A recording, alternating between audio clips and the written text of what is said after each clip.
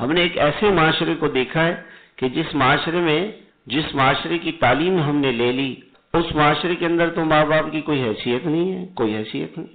ہماری اسلام ہمیں یہ کہتا ہے کہ باپ بوڑھا ہو جائے تو وہ تمہاری جنت ہے، ماں بوڑھی ہو جائے تو وہ تمہاری جنت ہے۔ حضرت موسیٰ علیہ السلام نے اللہ تعالیٰ سے پوچھا کہ یا اللہ، جنت میں میرا پڑوسی کون ہوگا؟ کہا وہ جو غریب آدمی ہے گوشت بیچنے والا۔ کہ یا اللہ وہ کیسے ہوگا؟ اس کے پاس گئے تو وہ دیکھا گوشت بیچ رہے، خرید رہے۔ شام کو گھر آیا، تھوڑا سا گوشت لیا، اس کو ٹکڑے کیا، اس کو پکایا، شوربہ روٹی پکائی، اس میں تھوڑا سا روٹی اور شوربہ ملا کے نرم کیا، اور ایک بوڑھی عورت تھی اس کو بٹھا کے کھلایا۔ اس بوڑھی عورت نے ایسے آسمان کی طرف منہ کر کے کچھ کہا۔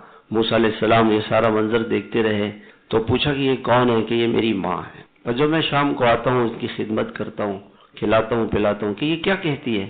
کہ یہ کہتی ہے اللہ تعالیٰ تجھے جنت میں نبیوں کا پڑوسی بنا دے۔ کہو ہو، یہ ہے ماں کی دعا۔ آگے کیا لکھا ہوتا ہے؟ جنت کی ہوا۔ جنت کی ہوا کیسے ملے گی؟ ماں کی دعا سے ملے گی۔ جنت تو ماں کے قدموں تلے گا، اور ان کے سامنے اف نہ کرنا۔